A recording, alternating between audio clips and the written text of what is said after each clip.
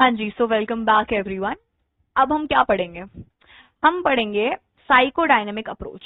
Okay जी, इस video में psychodynamic approach पढ़ेंगे। किसने बनाई है साइकोडायनेमिक अप्रोच? सिगमंड फ्रॉइड भाई साहब ने। उन्होंने बनाई है तो उन्होंने क्या लिखा होगा वो आपको पता ही होगा। ठीक है जी, उनका कहाँ पे ज्यादा फोकस रहा है, किस एस्पेक्ट पे ज्यादा फोकस रहा है? सेक्सुअल एस्पेक्ट पे ज्यादा फोकस रहा है। ठीक है जी, उन्होंने हर चीज को सेक्सुअल ग्रेटिफिकेशन से कनेक्ट करा है कहीं ना कहीं से। तो आपको काफी हद तक पता चल गया होगा कि इन्होंने लिखा क्या है। चलिए पढ़ते हैं इन्होंने क्या लिखा है। अपना सर दर्द करते हैं, पढ़ते हैं। He was a physician and developed this theory in course of his clinical practice. Early in his career, he used hypnosis to create people with physical and emotional problems. He noted that many of his patients needed to talk about their problems. Okay ji, Freud used free association, ये बस थोड़ा सा एक like background दे रहा है। Free association method in which a person is asked to openly share all the thoughts, feelings, ideas and all. ठीक है, dream analysis, okay, analysis of errors to understand the internal functioning of brain. ठीक है, अगर हमसे कोई पूछे कि Sigmund Freud जी ने कैसे ये अपनी स्टडी कंडक्ट करी है, ठीक है, कैसे फ्री एसोसिएशन से करी है, ड्रीम एनालिसिस से करी है, एनालिसिस ऑफ एरर्स, ठीक है, क्या गलतियां कर रहा है इंसान, उससे उसकी इंटरनल फंक्शनिंग, ठीक है, वो पता करने की कोशिश करिए। ओके, हम ये देखेंगे। अब हमारे इन्होंने क्या बताया, लेवल्स ऑफ कॉन्शियसनेस होते हैं। ओके जी, लेवल ऑफ कॉन्शियसनेस होते हैं, 3 लेवल ऑफ कॉन्शियसनेस होते हैं, conscious, pre conscious and unconscious. पढ़ते हैं। Freud theory considered the source and consequence of emotional conflicts and the way people deal with these. ठीक है जी, in doing it visualizes the human mind in term of 3 levels of consciousness. पहला है क्या? Conscious. दूसरा क्या है? Pre conscious. तीसरा क्या है? अनकॉन्शियस। कॉन्शियस क्या है? Which includes the thoughts, feelings and actions of which people are aware. Conscious हो, बेसिकली कॉन्शियस का मतलब क्या है? You are aware about things. तो जहां पे भी इंसान अपने थॉट्स, एक्शंस या फीलिंग्स के बारे में कॉन्शियस रहता है, अवेयर रहता है, ठीक है जी, वो क्या होता है हमारा? वो हमारा होता है कॉन्शियस। ठीक है, कॉन्शियसनेस स्टेट होती है हमारी। ओके जी, उसके बाद हमारा क्या आता है?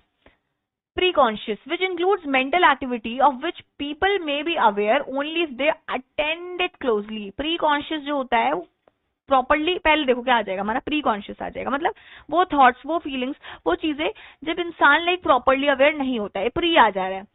जिस चीज को वो क्लोजली अटेंड कर लेता है उसके बारे में वो कॉन्शियस हो जाता है। ओके, उसके बारे में वो अवेयर हो जाता है। प्री कॉन्शियस के बारे में अवेयर नहीं रहता। प्री कॉन्शियस फर्स्ट स्टेज है।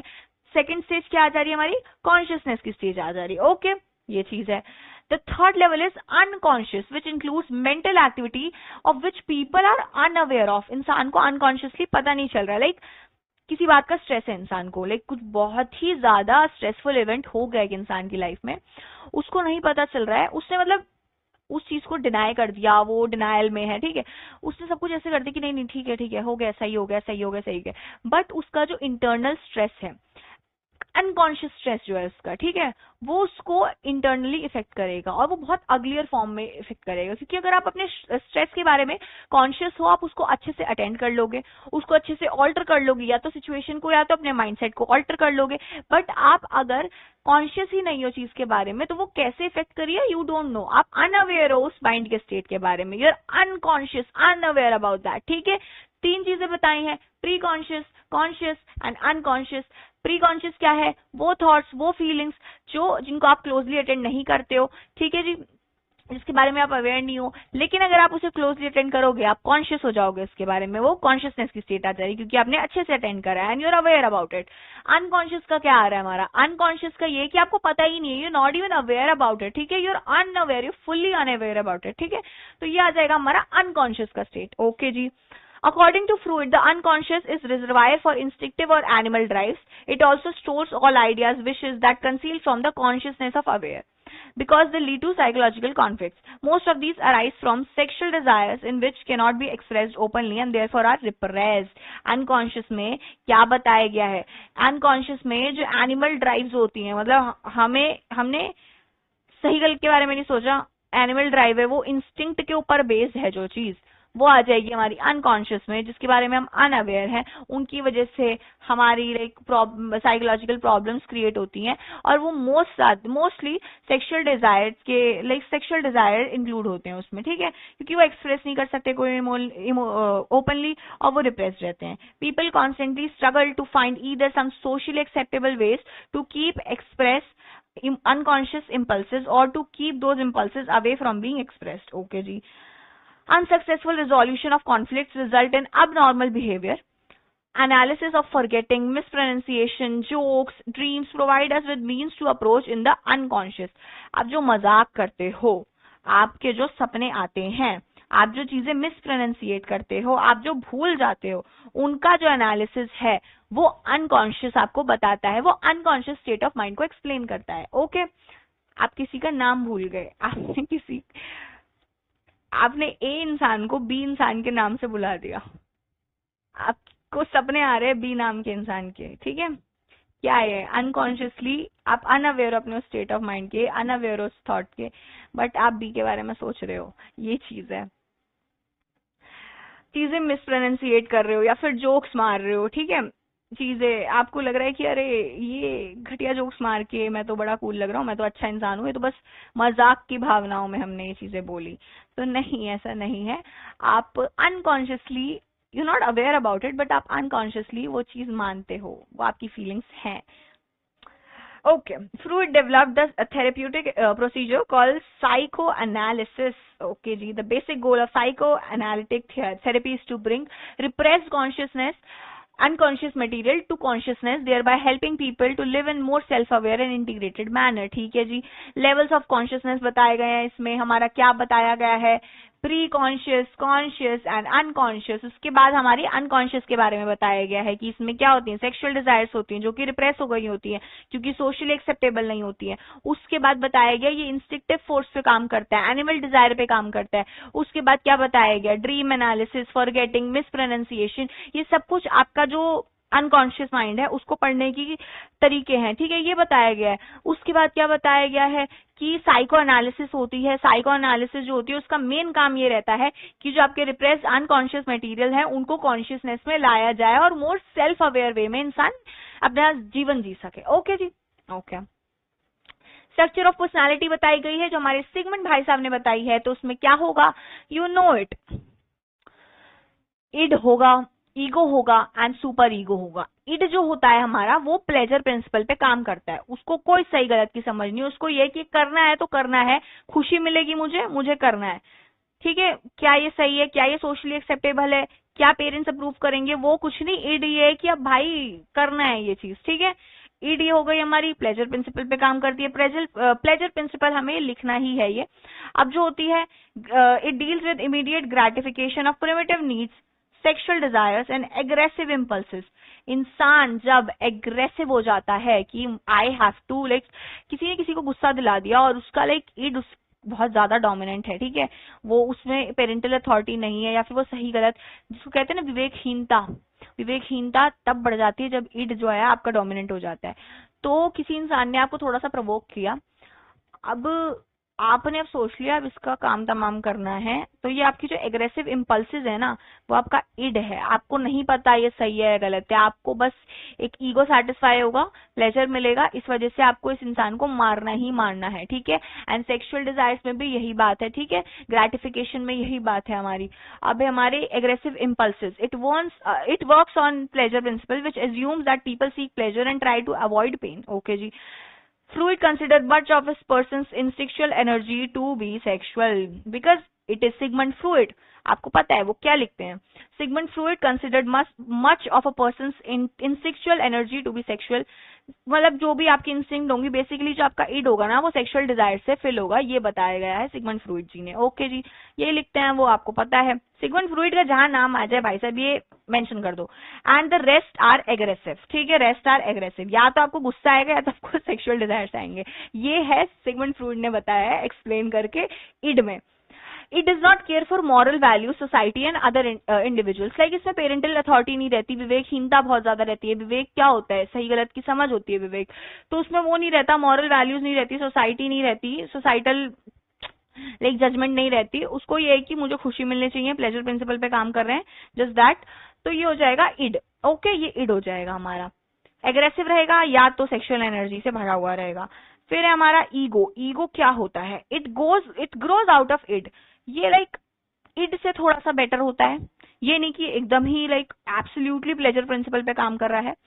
And seeks to satisfy individuals instinctual needs in socially acceptable manner. ठीक है, रियलिटी प्रिंसिपल पे ये काम करता है। ठीक है जी, इड है, इड ने बोल दिया इंसान को गुस्सा आ रहा है, एग्रेसिव इंपल्सेस के बारे में बात हुआ ना, इंसान को गुस्सा आ रहा है, किसी ने उसको बेइज्जती कर दी कॉलेज के सामने, बहुत जलील करा, उसने कहा कि भाई जलील कर दिया मुझे, अब बदला लेना है, अब बंदे बुला लाया, भाई आजा आजा, यहाँ पे बंदा मारना है, ये सब। ठीक है, ईड पे काम कर दिया उसने, प्लेजर प्रिंसिपल की। अब भाई आ गए सारे, अब इसको देखेंगे सही से, अब मैटर होगा। ठीक है, ये हो गया, ये चीज हुई।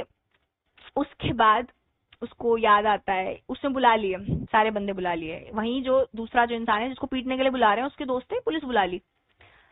अब पुलिस बुला ली भाई साहब, और ये आए हैं मारने, hockey walkie belt baseball bat सब कुछ लेके आए हैं कि अब पीटेंगे इसे, आज हम मरेगा ये, आज ना बचना ये। ठीक है, ये सब पुलिस भी बुला ली। अब पुलिस आ गई, पुलिस इन्वॉल्व हो गई ना, तो थोड़ा सा रियलिटी बेसिस पे काम करना पड़ेगा कि भाई अंदर हो जाएंगे अब। ठीक है, थोड़ा सा अपने गुस्से को कंट्रोल करो, थोड़ा सा सेटल डाउन करते हैं, बहस में ही काम चला लेते हैं, एग्रेशन इतना ज्यादा ना दिखा दें हम। ठीक है, बहस में काम चला लेते हैं, बहस में काम होते होते बातचीत हो गई, थोड़ी चीजें सॉल्व हो गई, मार पिटाई की नौबत नहीं आई। तो ये सब क्यों आया? क्योंकि पुलिस आ गई, पुलिस के चक्कर में क्या करना पड़ा, रियलिटी प्रिंसिपल पे काम करना पड़ा।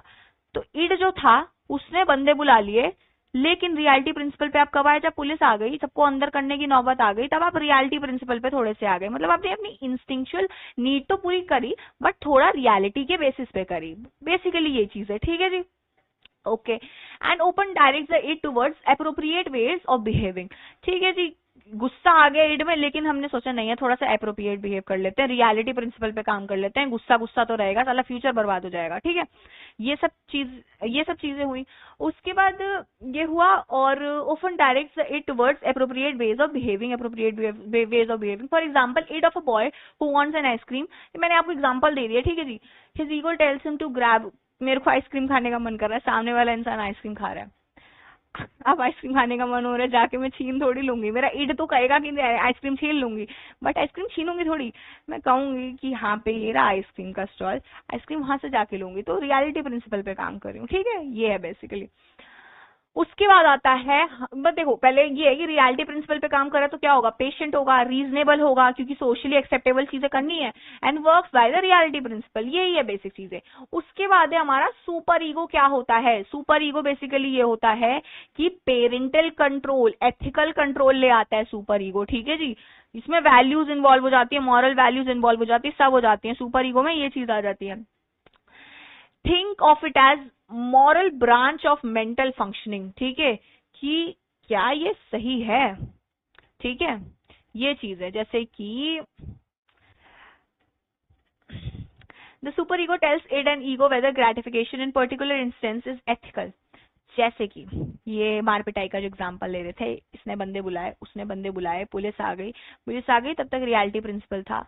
फिर जब इन लोगों ने बैठ के जब ये सुलटाया है ना सारा, क्योंकि बाद में सॉल्व हो गई थी ना लड़ाई, तो ये कैसे सुलटाया है? क्योंकि एंड में एथिकल वैल्यूज आ गई, मॉरल वैल्यूज आ गई कि यार नहीं, लड़ाई झगड़ा बुरा है, जब बातों से चीजें सॉल्व हो जा रही है तो हम क्यों लड़ाई झगड़ा कर रहे हैं। ठीक है, एक शांति से चीजें सॉल्व कर लेनी चाहिए। उसके इड ने उसे बोला कि मार डाल इसे, उसकी रियलिटी ने बोला नहीं पुलिस है मत मार। ठीक है, बैठ जाते हैं। उसके सुपर ईगो ने उसे बोला कि मार पिटाई गंदी है, एथिकल चीज नहीं है, शांति से सिविलाइज तरीके से सिविल लोगों की तरह बात कर लेते हैं और सॉल्व कर लेते हैं चीजें, क्यों खून खराबा करना है, शांति से रहो। ये चीज है, यही पूरा एक्सप्लेन्ड है। Okay, Thus, in terms of individual functioning, Freud thought of unconsciousness as being composed of three competing forces. In some people, the id is stronger than the superego. In others, it is the superego. जैसे कि बहुत ethical लोग जो होते हैं, किसका example लें हम? महात्मा गांधी जी बहुत ज्यादा एथिकल, हद से ज्यादा एथिकल, नॉन वायलेंस पे कि नहीं this is wrong, violence is wrong, I respect it, violence is wrong, this is wrong. ठीक है, हमें हमेशा शांति से काम लेना चाहिए। तो उनका सुपर ईगो बहुत ज्यादा था, क्योंकि वो एथिकली बहुत हाई थे। तो एथिकल काम वो जब कर रहे हैं तो इसलिए उनका सुपर ईगो बहुत ज्यादा हाई है। वहीं पे हमारे कोई ऐसा इंसान है जिसका ईड ज्यादा हाई है, वो एग्रेसिव जल्दी हो जाता है, एथिकली नहीं सोच पाता जब वो एग्रेसिव होता है, तो उसका ईड स्ट्रांग है उसके सुपर ईगो से, ठीक है जी। एथिकल डायलेमा में वो नहीं फंस रहा है, वो बस अपनी इंस्टिंक्चुअल नीड्स पूरी कर रहा है। जो इंसान मतलब इंस्टिंक्चुअली कुछ भी कर दे रहा है, वो उसकी ईड उसके पर्सनैलिटी में ज्यादा है, सुपर ईगो कम है। और ऐसे लाइक एथिकल लोग, हाई मॉरल वैल्यूज के लोग, जैसे महात्मा गांधी जी, तो वो सब लोग एथिकली बहुत हाई हैं, यानी कि उनका सुपर ईगो बहुत हाई है। Okay. Freud also assumed that id is energized by two instinctual forces, life instinct and death instinct. He paid less attention to the death instinct and focused more on the life or sexual energies. ठीक है? The id is called libido. ये important है. What is the other name of id? It works on pleasure principle and seeks immediate gratification. Like sexual instinct जो होती है उनके लिए like immediate gratification जरूरी होती है, ठीक है। तो क्योंकि वो इड का पार्ट है इसलिए उसके लिए इमीडिएट ग्रेटिफिकेशन जरूरी होती है। ओके, सेम विद एग्रेशन, ठीक है। आजकल ये जो गोर सिनेमा चल रहा है, गोर जॉनरा जो चल रहा है, उसमें क्या है, उसमें इड के बारे, उसको इड एक्सप्रेस करा जा रहा है। लोग अनकॉन्शियसली, जिनका हाई है, ये इड हाई है, वो लोग उस सिनेमा को पसंद करते हैं, ठीक है। कैसे? क्योंकि उसमें लाइक सेक्सुअल वायलेंस और लाइक एग्रेशन उसमें बस दिखाया जाता है, ठीक है। यही दिखाया जाता है कोर सिनेमा में, और वो मूवीज आजकल बहुत ज्यादा चल रही है, तो लोगों का अनकॉन्शियस माइंड उससे हमें पता चल रहा है। ओके, अब है हमारा ईगो डिफेंस मैकेनिज्म। इसमें हमारा आ जाएगा डिफेंस मैकेनिज्म, कैसे कुछ लोग चीजों से, एंजाइटी से और लाइक प्रॉब्लम से डिफेंस अपने माइंड में क्रिएट करते हैं, अनकॉन्शियसली या कॉन्शियसली। बेसिकली अनकॉन्शियसली जब जो चीज हो रही होती है वो डिफेंस मैकेनिज्म कहलाती है। तो according to Freud, much of human behaviour reflects an attempt to deal with or to escape from anxiety. Thus, how the ego deals with anxiety largely determines how people behave.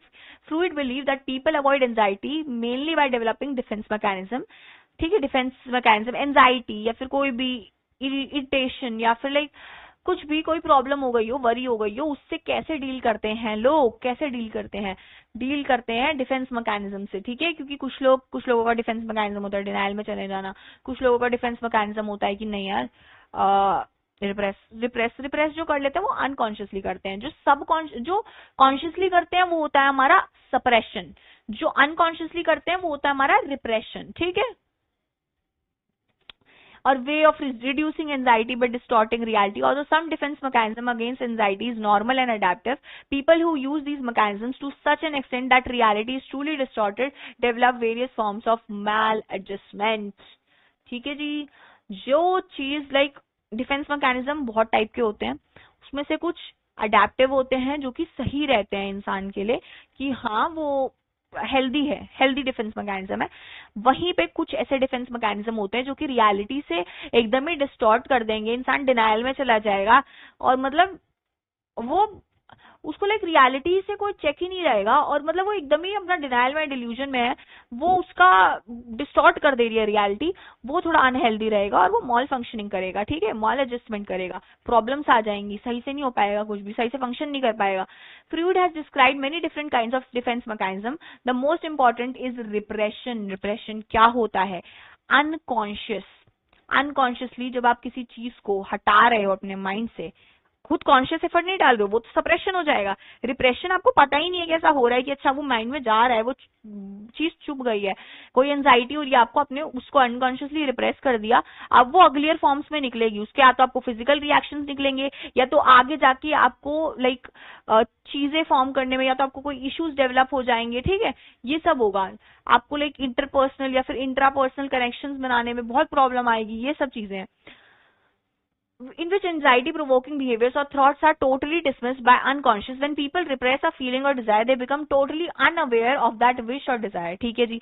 Thus people, when a person say I do not know why I did that, मुझे नहीं पता मैंने कैसे करा, जब आप ये बोलते हो, आप किसी से बात कर रहे हो, आपने उस पर चिल्ला दिया कि ये तूने ऐसे कैसे कर दिया, ये कैसे कर दिया, अब आपको नहीं पता कि आपने क्यों चिल्लाया, आपको बस गुस्सा आ गया और आपने चिल्ला दिया, तो ये कोई रिप्रेस्ड बात होगी जो आपके मन में रह गई और आपने वो एकदम से कभी निकाल ली है, जो कि थोड़ी अग्लियर फॉर्म में निकल गई। तो तब जब आपको पता ही नहीं कि आपने क्यों करा, ये आपके रिप्रेस्ड जो माइंड था आपका, रिप्रेस्ड चीजें थी, जो डिफेंस मैकेनिज्म यूज हुआ, वो चीज को ट्रिगर कर रहा है, ठीक है। Some repressed feeling or desire is expressing itself. Other major defense mechanism are projection, denial. Projection, आप खुद इनसिक्योर हो, दूसरे को आप कह रहे हो जो आपकी इनसिक्योरिटी है उसके बारे में आप दूसरे को पॉइंट आउट करें कि oh look at you, look at your self, ठीक है, जो कि आप खुद खुद उस चीज को लेकर इनसिक्योर हो, तो वो आप क्या कर रहे हो, अपनी इनसिक्योरिटी किसी और पे प्रोजेक्ट कर रहे हो, जो आपको अपने में कमी दिख रही है वो आप दूसरों में कमी देख रहे हो, ठीक है। ये हो जाएगा प्रोजेक्शन। फिर हो जाएगा डिनाइल कि अरे ऐसा तो है ही नहीं, क्या बोल रहे हो, झूठ बोल रहे हो तुम, ऐसा तो कुछ है ही नहीं, ऐसा तो कुछ हुआ ही नहीं, ठीक है, ये डिनाइल हो जाएगा। रिएक्शन फॉर्मेशन एंड रैशनलाइजेशन, ठीक है जी।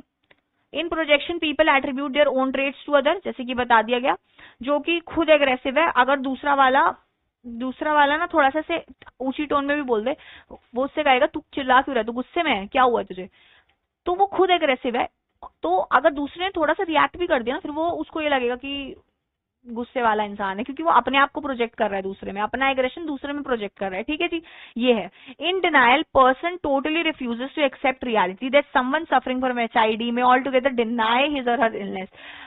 वो लोग लाइक एचआईवी, इसको लाइक एचआईवी हुआ है जैसे एड्स हुआ है, तो जिनको हुआ है ना वो लोग या तो लाइक किसी सोशल स्टिग्मा की वजह से या जो भी, ठीक है, टोटली डिनाई कर देंगे कि नहीं हमें हुआ ही नहीं है।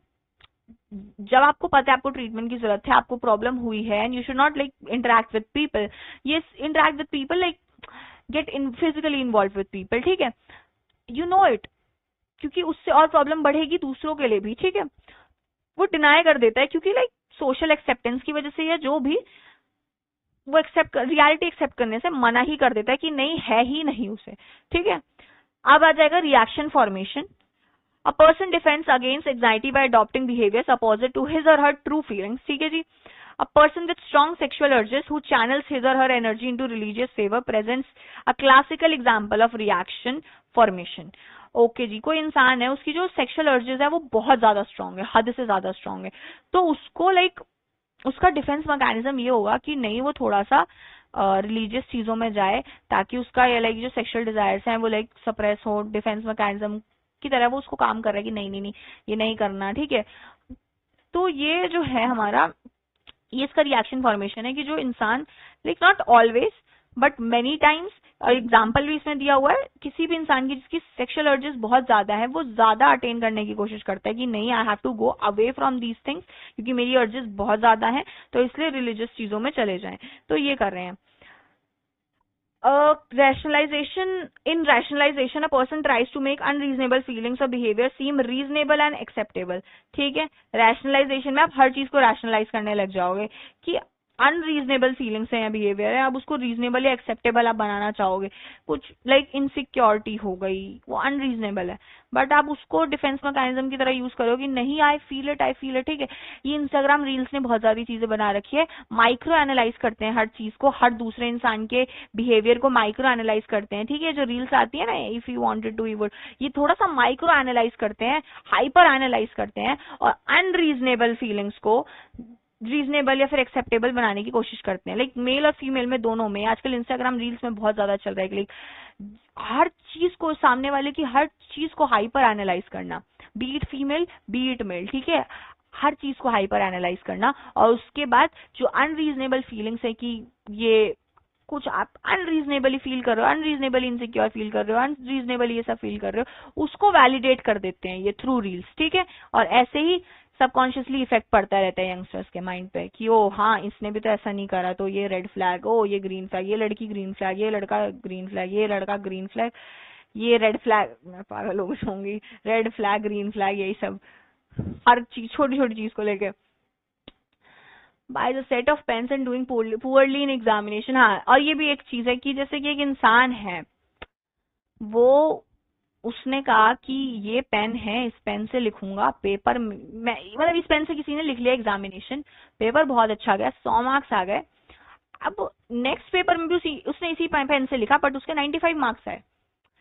तो ये पेन से थोड़ी डिपेंड करता है, आपने जितना पढ़ा है उतने पे डिपेंड करता है, बट उसने एक रैशनलाइजेशन बनानी, अपनी अनरीजनेबल फीलिंग बना ली कि नहीं इस पेन से मैं लिखूंगा तभी मेरे को समझ आएंगी चीजें, तभी मेरे 100 मार्क्स आएंगे, क्योंकि मेरे पहले आए। और वो अपने पॉइंट को वैलिडेट करता रहेगा, सेल्फ वैलिडेट करता रहेगा, ठीक है, जो कि अनरीजनेबल है। ये चीजें, people who use defence mechanisms are often aware of doing so, ठीक है, क्योंकि लाइक अनकॉन्शियस मैनर में हो रखा होता है। Is way for ego to deal with uncomfortable feelings produced by anxiety, मतलब ईगो रियलिटी प्रिंसिपल पे जो काम करता है उसका। Freud's idea about role of defense mechanism have been questioned. For example, his claim that projection reduces anxiety and stress has not found support in several studies. His claim that projection reduces anxiety and stress has not found support in many studies. That is very true. Projection से how is this possible कि आपकी anxiety reduce हो, लेकिन आप और ज्यादा anxious होते जा रहे हो ना, क्योंकि आपने प्रोजेक्ट कर लिया, फिर आपको लगा कि वो सेंस ऑफ ग्रेटिफिकेशन मिल गई कि अच्छा उसको मैंने ऐसे नीचा दिखा दिया, फिर आप बाकियों को भी दिखाओगे तो इससे कहीं ना कहीं आपकी एंजाइटी बढ़ रही है, आपकी इनसिक्योरिटी बढ़ रही है।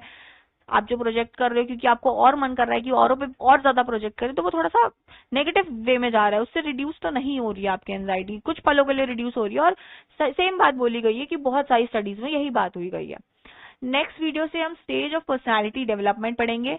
5 स्टेज थ्योरी है ये, सिगमंड फ्रूइड जी ने बनाई है, जो कि बहुत थोड़ी सी लाइक लोगों के लिए कंट्रोवर्शियल हो सकती है, but this is just a study, theory है, पढ़ लीजिए, पढ़ाएंगे आपको नेक्स्ट चैप्टर में।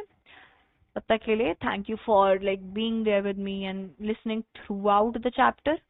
Thank you everyone, and please leave a feedback. I would like to like learn more from your feedbacks, like how to do better with this video and how to explain in a better way. Okay, thank you so much.